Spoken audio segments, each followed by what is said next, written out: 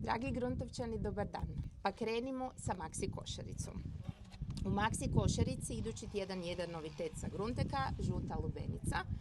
Probajte, javite nam kakvi su dojmovi.